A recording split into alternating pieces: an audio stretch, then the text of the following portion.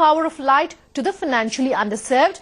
PicoNergy, an innovative social enterprise, addresses this issue by eliminating the dependency of households and micro-enterprises on polluting sources of light through its solar panels that serve the basic needs of lighting as well as mobile charging. Karishma Vanjani caught up with the co-founder of this social enterprise to bring you the story. Take a look.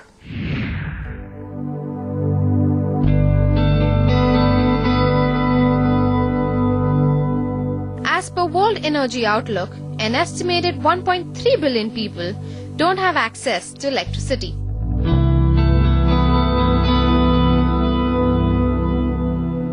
$304 million of those belong to the rural parts of India.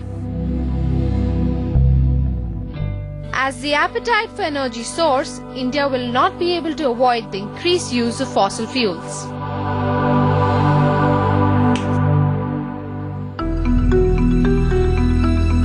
While we are still waiting for big business and world governments to act on energy, social entrepreneurs around the world are tackling the issue by speeding up energy innovation. We caught up with PicoNergy, a social enterprise which tackles two of the world's biggest problems, climate change and poverty. Social enterprises. Social enterprises are India's next best chance to turn a profit out of the clean tech energy. Today joining me is Bhushan Trivedi, founder of one such social enterprise that's working towards making India more clean tech friendly. So Bhushan, thanks for joining us on Leaders of Tomorrow. Thank you for having me. My first question is about the clean tech space that's essentially unexplored by a lot of Indian entrepreneurs. What made you dive into that, and what was the idea behind PicoNergy? Well, I personally think, I truly believe firstly in the power of renewable energy and solar in specific for India. And at the same time, I had a great amount of empathy for the people who've been living without electricity, who don't have proper energy access. And I always felt that solar technology, because of its decentralized nature in terms of installation and usage, can be a very effective solution for crores and crores of people that we have in our country who still are living without electricity, and it's highly likely that the grid supply will not reach them in the foreseeable future. So it's sort of, solar technology blends in well with addressing the immediate needs of the underserved population of our country, and that's pretty much, that was pretty much the starting point for PicoNergy to come in. Social enterprises are essentially designed to create a profit both for the society and for business. For the society, of course, the big benefit is investment into clean energy. What's the business angle here? The business angle is quite simple. So we come up with value for money, innovative solar products, which are again designed keeping the underserved and the financially poor target audience. And if you do a simple math, our target group in Mumbai was spending a lot of money on kerosene, roughly about 500 rupees per month, which amounts to 6,000 a year. And our solar home lighting system, which comes with 3 bulbs and a USB port to charge your mobile devices, is only for 2,500 rupees. So that's massive amount of savings. So if you do a math for 3 years, it saves more than 17,500 rupees just by not using kerosene, right? And the business angle for us is to sell these products which have a great impact in people's life, which create great amount of social value, and we have cross profits in the product as well. So there is a good amount of margin involved in the product. So we are profitable on cross basis, and as we scale up, my personal mission is to keep the social impact central, but also to demonstrate that yes, social enterprises can address social issues and yet be financially sustainable, not be dependent on grants or donations all the time. So we have a revenue model in place, which will only strengthen as we go ahead and scale up. So we spoke about social enterprises. Let me pick on that and talk to you about what is the future of social enterprises in India. How has the growth been like? Well, I think India is the best place for social innovation in my mind, and I say that simply because, well, it may sound odd, but because our country has a lot of problems, and there are problems not just in energy, but water is a very serious issue coming up across the country. You have health, you have sanitation, you have children and women's needs, and several issues, and education is one of them as well. So there are plenty of problems or plenty of gaps which are present in the society today, which can be addressed in a very effective and an efficient way through the whole social business, social entrepreneurship model. So as we speak about your model, PicoNergy has reached thousands of customers across India, but it is still essentially bootstrapped. What do you think is the hurdle here? Are the investors shying away from investing into social enterprises, or there's some big government push required? Let me answer the investor question first. I think it's really important to understand that the latest thing which is happening in the whole startup ecosystem is investors. Most of them are looking for ventures which would give them great valuation at their exits, and they can make a substantial profit as well. However, at PicoNergy we are bootstrapped for a simple reason, because the geography that we operate in, the kind of customers that we cater to, and the overall model is quite complex and difficult to go ahead with. And in the last couple of years, our efforts were just about understanding what makes the customer happy, what are those products and services we should come out with, and also inch towards being unit positive.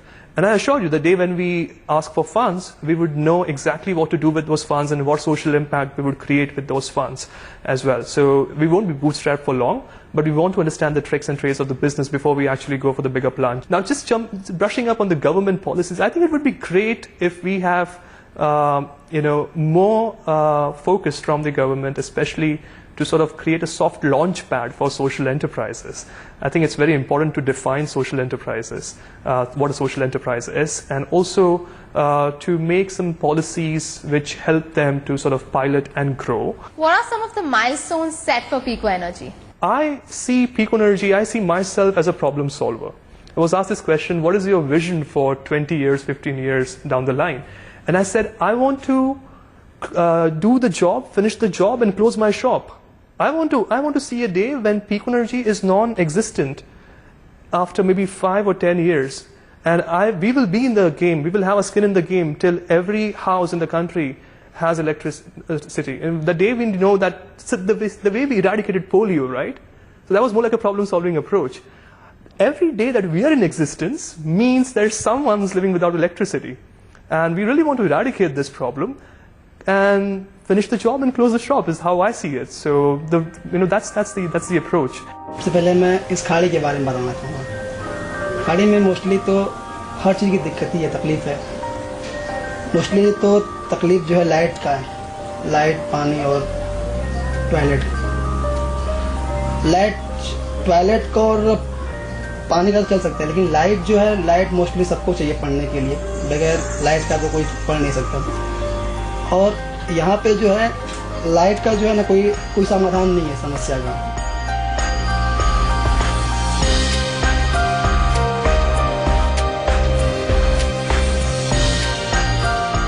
Light आ जाने की वजह से बच्चों के अंदर पढ़ने का हौसला बुलंद हुआ है, और चूँकि सलमा दी आई थी, उनकी टीम भी आई थी, तो बच्चे सोच रहे थे कि हम लोग भी पढ़ लिख करके सोशल वर्क करेंगे। Completely out of time on this episode of Leaders of Tomorrow. If you have any questions for us, do remember you can always write in at leadersoftomorrowtimesgroup.com. On social media, tweet at me at Sunanda_J or LOT_ET now. That's our Twitter handle. You can also reach us on our Facebook page, Leaders of Tomorrow in ET now, or call us on that number you see on your screen. We love hearing from you. Thanks very much. Have a blessed Diwali.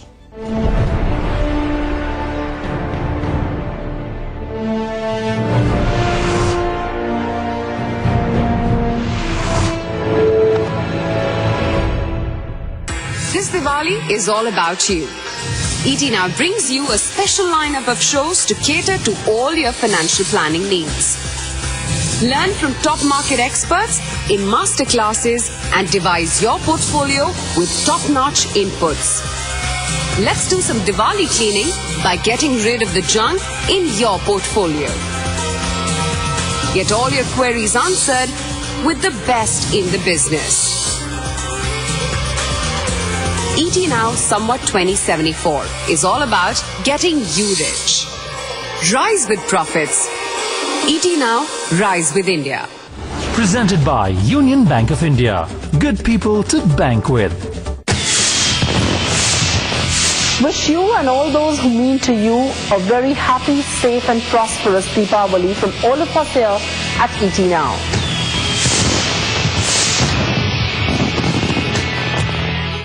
Presented by Union Bank of India. Good people to bank with. अब आया ना दिवाली वाला touch. भाई दिवाली वाले दिन कुर्ता पजामा नहीं पहना तो दिवाली किस बात की? आज शाम तक मिल जाएगा फोटो। सॉरी सर, कल तक ही हो पाएगा। सुजॉय, कस्टमर को इतना वेट कराओगे, एक दिन छोड़ के चला जाएगा। पर करें क्या, इतनी सी स्पेस में सिर्फ एक ही फोटोशॉप आर्टिस्ट बिठा सकते हैं। मेज़नाइन। फिर क्या, सुजॉय ने कैपिटल फर्स्ट माइक्रो लोन्स के जरिए मेज़नाइन फ्लोर बनवाया ताकि और आर्टिस्ट बैठ पाए। प्रिंट कल तक मिल जाएगा, आज शाम तक हो जाएगा। बिजनेस की ऐसी छोटी छोटी जरूरतों के लिए पहली बार Capital First micro loans. Capital First.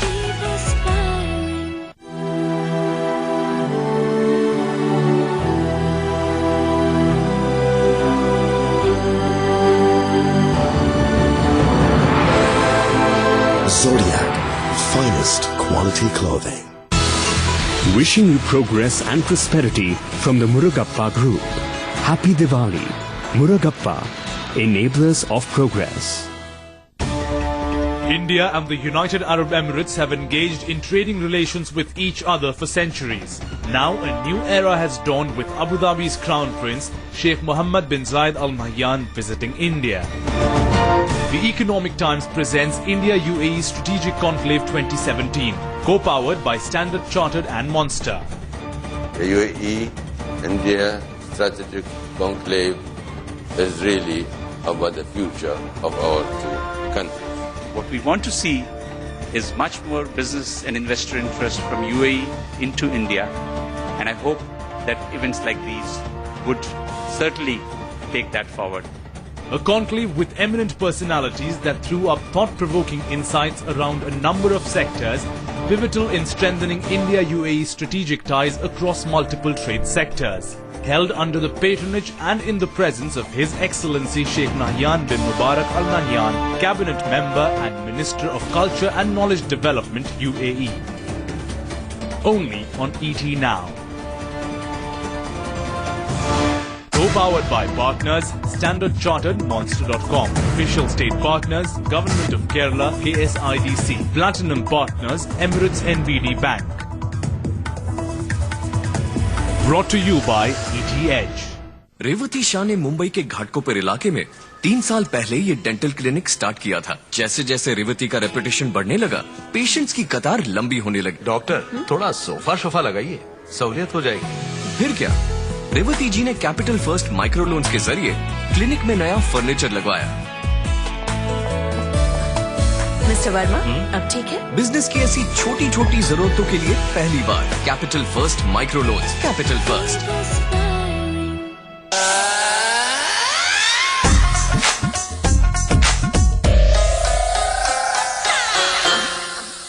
Hello and welcome. Firstly, wishing all of you a very, very happy Diwali. I hope you guys are having a great time because I'm definitely going to be having a very lovely time right now. Because today I'm sitting with a man who actually needs no introduction. But for me, it's a very interesting conversation and I'm dying to know all about him and all about his dreams and all about how he became who he became. I am with none other than Rakesh Jhunjhunwala, the man with the Midas touch they call you. So thanks for your kind introduction and good evening and happy Diwali. You know, earlier, this when people talk to you in such glowing terms, that is the time to be very, very, very alert. Because of the best of the mistakes, the worst of the mistakes are made in the best of the times. Oh, that's so well said. And I don't have any Midas touch. It's only God's grace and elders' blessing. God's grace, of course, but definitely your grace also. And I really have to know how are you this person that you are today? I would love to know the journey that you went through, because as a kid, did you always know that this is what you wanted to do when you were growing up? Yeah, I think by the time I was 12, 13, I knew, because my father also used to invest in the market, and he would discuss with his friends about the market, and at the age of 12, 13, people find something fascinating, fighter jets, Most people want to be plane pilots. Somebody wants to be a journalist. Exactly. At that age, all my boys are interested in girls. But I found you were not interested. I felt more interested in the stock market. So I found the stock market very intriguing because prices used to fluctuate. So that is why the price fluctuates. Correct. So my dad then used to try and explain to me, and I got very interested, and I decided at that age that I'm going to make life in the stock market. So at 12, 13 years old, you decided that? Yeah.